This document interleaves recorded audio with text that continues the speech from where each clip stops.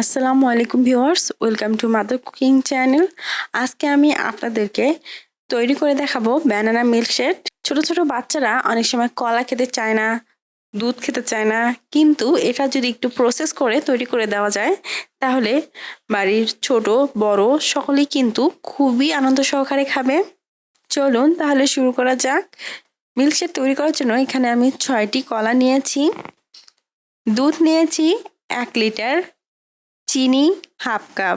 Banana milkshake তৈরি করার জন্য প্রথমে আমি এখানে একটি মিক্সচার নিয়ে নিয়েছি, তারপর দিয়ে দিচ্ছি কলা 6টি, আর এই কলাগুলোকে আমি খুবই ভালোভাবে ছিলে দিয়ে দিচ্ছি চিনি হাফ কাপ। আপনারা চাইলে মিষ্টিটা কম বা বেশি করে নিতে পারেন। লবণ খুবই সামান্য পরিমাণে দিয়ে দিচ্ছি, দুধ 1 কাপের মতো। প্রথমে আমি 1 কাপ দুধ দিয়ে এই কলাগুলোকে খুবই ভালোভাবে মিক্স করে নিব, তারপর কিন্তু আমি বাকি দুধটা ব্যবহার করব।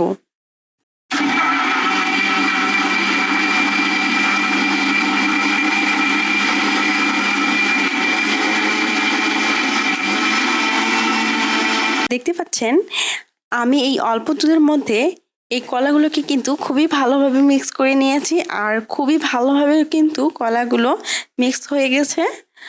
এখন আমি বাকি দুধটুকু দিয়ে দিব, তারপর ঢাকনা লাগিয়ে আবারও ভালোভাবে ব্লেন্ড করে নিব।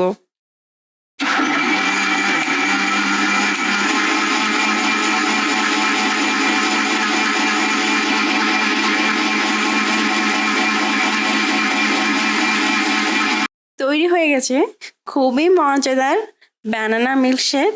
প্রিয় দর্শক, এই ছিল আমাদের আজকের রেসিপি। মাদার কুকিং চ্যানেলের আরও এক্সাইটিং রেসিপি নিয়ে আপনাদের সামনে আবার উপস্থিত হব। ভিউয়ার্স, আপনাদের সকলকে অনেক অনেক ধন্যবাদ জানাচ্ছি পুরোটা সময় আমাদের সাথে থাকার জন্য। আমি উইশ করব আপনারা সবাই ভালো থাকবেন, সুস্থ থাকবেন এবং মাদার কুকিং চ্যানেলের সাথে থাকবেন। এই চ্যানেলে নতুন হয়ে থাকলে চ্যানেলটি সাবস্ক্রাইব করুন এবং ভালো লাগলে লাইক কমেন্ট ও শেয়ার করুন। ধন্যবাদ।